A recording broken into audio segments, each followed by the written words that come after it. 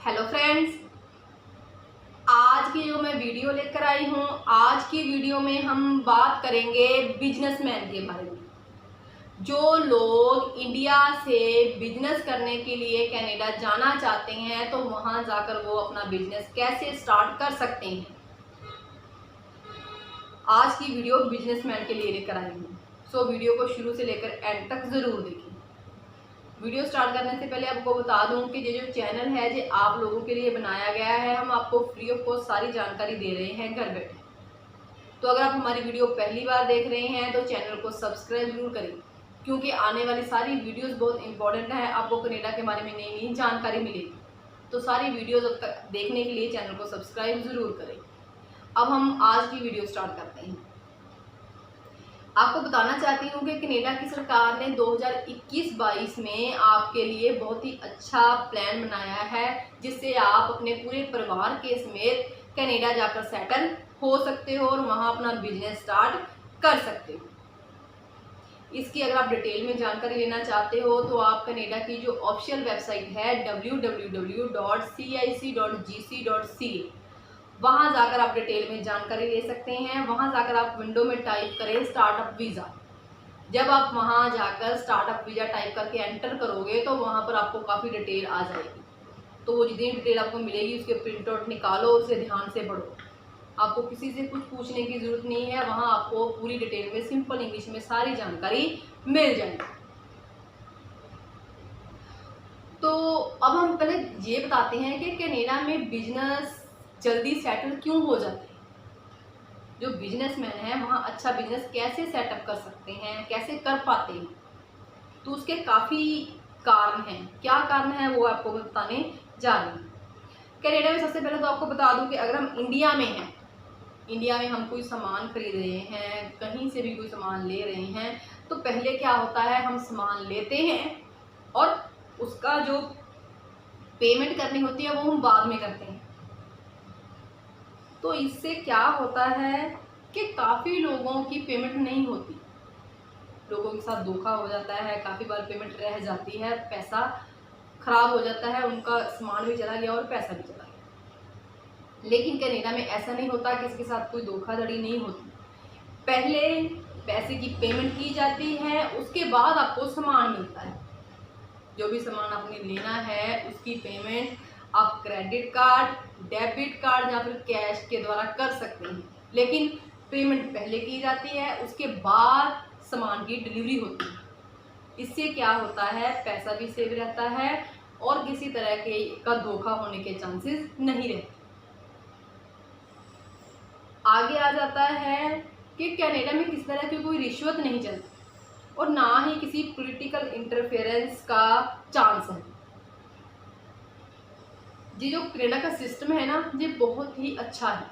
वहाँ पर किसी तरह का कोई धोखाधड़ी नहीं है, किसी तरह की कोई रिश्वत नहीं ली जाती और ना ही किसी पॉलिटिकल इंटरफेरेंस का वहाँ पर कोई दखल अंदाजी है। तो इसी वजह से क्या है, बिजनेस साफ सुथरे चलते हैं। कनाडा में क्या है, जो बैंक हैं या डाकखाने हैं वो 7 दिन, हफ्ते के 7 दिन काम करते हैं। तो इससे क्या होता है, बैंकों में अगर अपने कैश जमा करवाना है, जहाँ निकलवाना है, तो उसके लिए आपके लिए एक विंडो अलग से अवेलेबल होती है, वहाँ अपना कैश निकलवा सकते हैं और जमा भी करवा सकते हैं।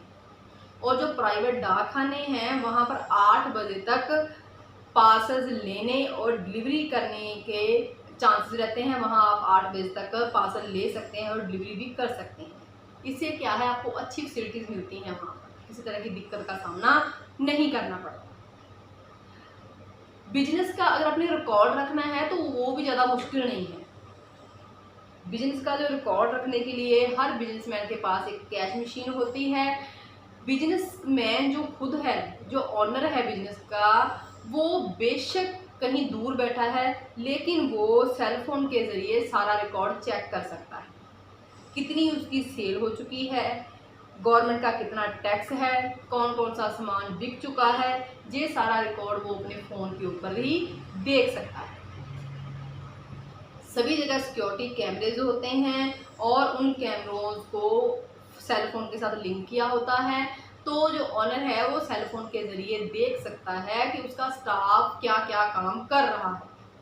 इवन कि वो पिछले पूरे साल का रिकॉर्ड निकाल के भी चेक कर सकता है कि कौन सा पर्सन क्या काम कर रहा है। तो इससे क्या है, कनाडा के जो नागरिक है ना, वो भी अपना टैक्स पे करने के लिए तैयार रहते हैं। वहाँ पर कोई ऐसा पर्सन नहीं जो टैक्स पे ना करता हो। तो इसी वजह से वहाँ का सिस्टम बहुत अच्छा है। और अगर आप टैक्स पे करोगे तो डेफिनेटली आपको अच्छा वहाँ का माहौल मिलेगा, और आप धोखाधड़ी ना करो तो आपके लिए अच्छा है। तो वहाँ के रूल्स को फॉलो करना ज़रूरी है। अब बात करते हैं कनाडा के बैंक्स की। जो बैंक हैं वो आपको कम ब्याज की दर के ऊपर आपको लोन देते हैं ताकि आप वहाँ पर बिजनेस स्टार्ट कर सकें। जो ब्याज की दर है वो बैंक की काफ़ी ज़्यादा कम है, ये फैसिलिटी भी अच्छी है वहाँ। और वहाँ पर क्या है, फ्लेक्सिबल वर्किंग आवर्स होते हैं। जैसे कि अगर आप अपने बिजनेस के ऊपर हाजिर हो तो भी आपका बिजनेस चलता है, अगर आप दूर बैठे हो फ़ोन के ज़रिए चेक कर रहे हो तो भी आपका बिजनेस चलता है। तो आपका किसी तरह का लॉस नहीं होता अगर आपका बिजनेस चल रहा है। सिंगल विंडो स्कीम, कनाडा की जो सरकार है वो बिजनेसमैन को काफ़ी ज़्यादा रिस्पेक्ट देती है और रिस्पेक्ट के साथ ट्रीट करती है, और सरकार के द्वारा आपकी सुनवाई की जाती है। आपकी बिजनेसमैन की अलग से बिजनेस एसोसिएशन बनी होती है।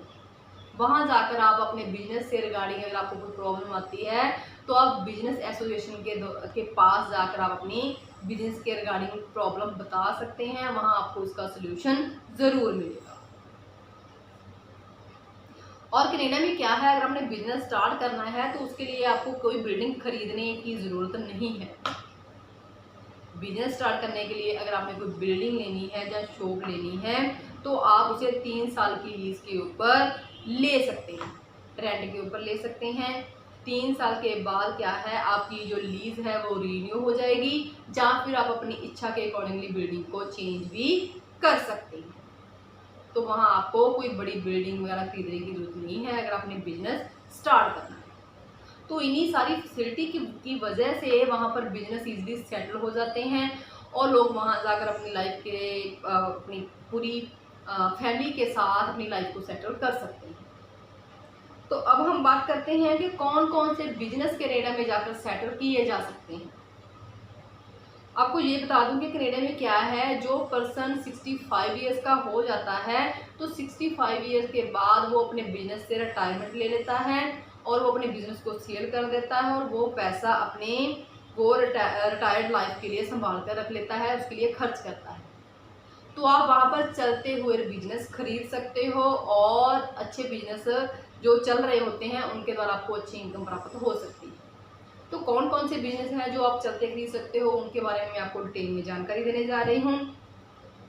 जैसे कि है gas station, petrol pumps, provision store, grocery store, liquor store, catering services, truck ownership, taxi ownership, construction material store, readymade garments, private schools, child care centre जहाँ पर छोटे छोटे बच्चों को संभाला जाता है, lawn mowing in summer, snow removal in winter, car repair workshop, truck repair workshop, driving school जहाँ पर गाड़ी चलाना सिखाया जाता है, door to door delivery, newspaper delivery, bhangra classes, dance classes, marriage palaces, party rentals, furniture building, house builders, garbage removal, restaurants, pizza stores and sweet shops.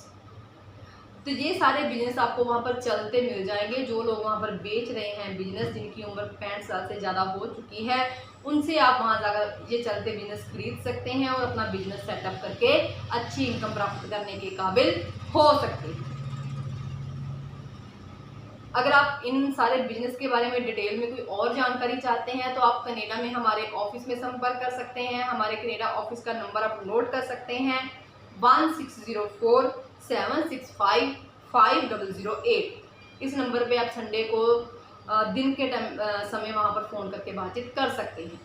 और अगर आप इंडिया में पटियाला में हमसे बातचीत करना चाहते हैं तो नंबर नोट कर सकते हैं 9888295000। सो और ज़्यादा अपडेशन लेने के लिए चैनल को सब्सक्राइब करें और वीडियो को लाइक और शेयर करें।